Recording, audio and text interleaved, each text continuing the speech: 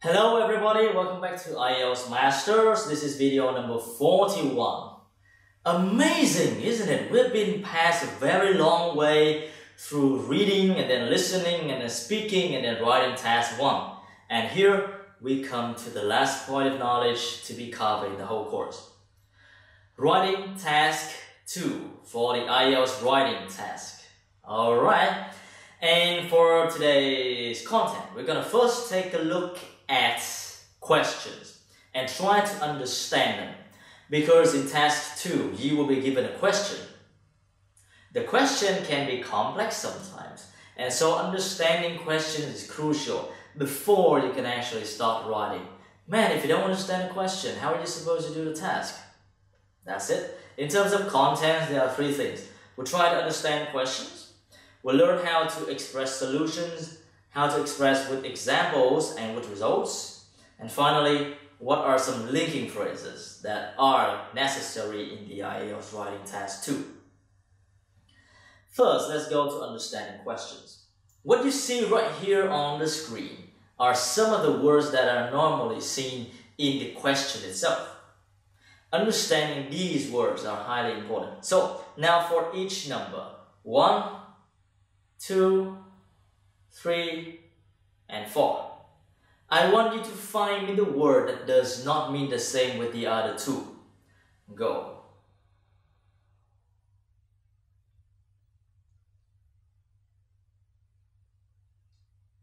Finish? Now let's take a look. For number 1, advantages, drawbacks, and benefit, which word does not mean the same? Well, it has to be drawback. Advantages and benefits are the same thing. Drawback is a bad thing, alright? For number 2, what is it? It's going to be reason, because measures and steps refers to the solution, right? The thing that you do in order to solve a problem. Number 3, causes, effects, and consequences. This is going to be causes. Effects and consequences normally refer to the same thing. Finally, we got disadvantages, drawbacks, and solution. Which one? It has to be solution. Solution does not mean the same with disadvantages, and it does not mean the same with drawback. Now, I have here 7 questions. These are task 2 questions. I want you to fill in the blanks in order to complete the question. Use the words at the bottom to help you. 30 seconds start.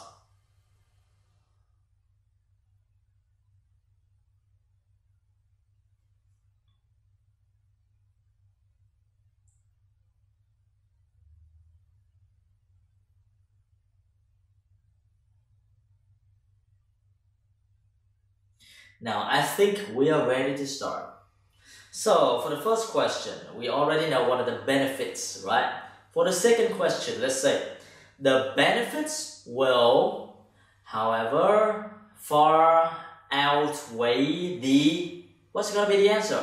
So here there is a contrast between the benefits and the thing that's opposite the benefit. So the answer has to be the disadvantages, right? Benefits will outweigh the disadvantages. Do you agree or disagree? Number 3, what are the what? So here we got 1 blank and 1 blank of taking a year off between school and university. What do you think? It is going to be the advantages and the disadvantages. Again, we can use another one. We can use it again. The advantages and disadvantages. Number 4, I'm sorry. So how far do you, what's the word? How far do you agree? Number 5, what are the of such work? Let's say, what's the word? What are the advantages of such work? You do this, how is it going to help you? Number 6, now, what do you think the of this are? So that has to be the causes, right? And what solutions can you suggest? Causes normally go with solution. Finally, what measures can you suggest to control the problem? Or even you can say, what solutions can you suggest? Now, these 1, 2, 3, 4, and 5, and 6, and 7, these questions are very popular in the IELTS exam. With these words, like advantages and disadvantages, the causes and solution, or just the solution, or just the benefit, just the advantages, or only the disadvantages. You have to understand the question very clearly before you start writing. Okay, now we're going to move on.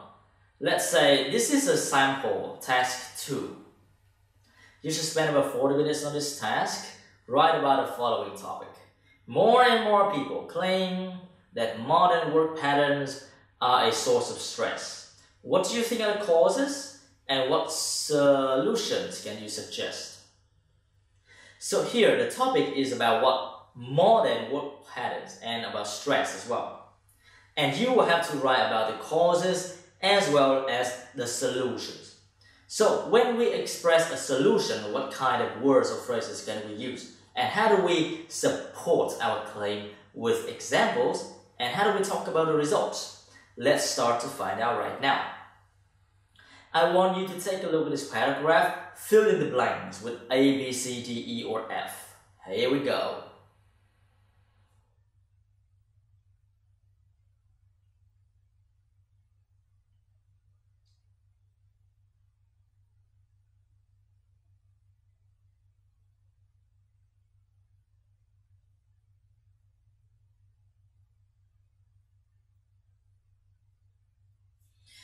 We are ready to start. I think for the first one. Now imagine that this is a paragraph in the essay, right? And you are trying to express your own opinion. So the first one, normally, see, I think the most obvious solution is for employers to encourage workers to relax.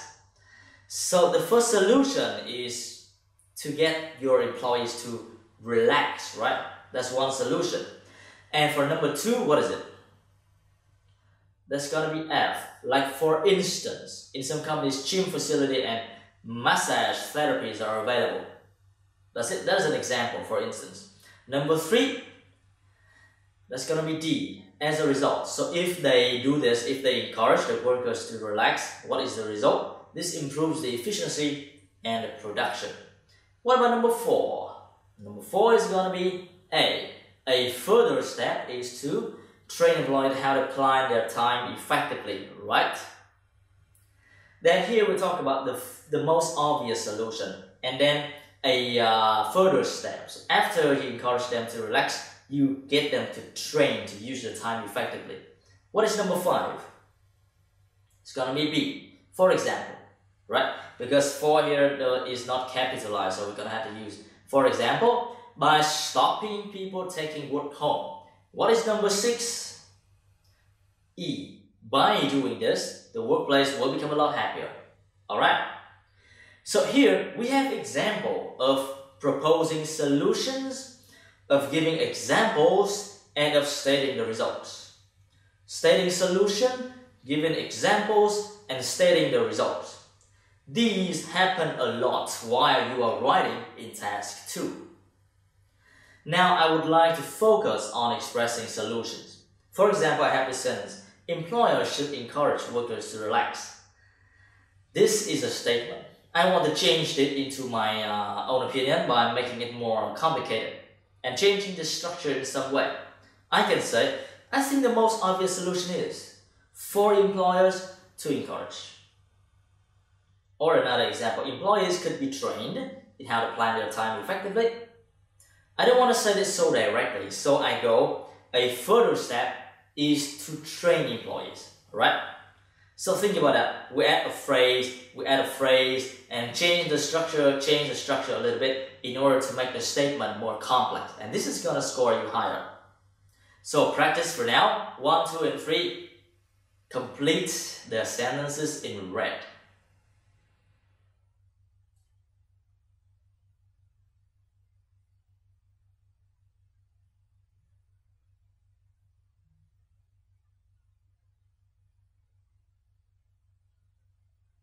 Now we are ready to start. It's actually very simple.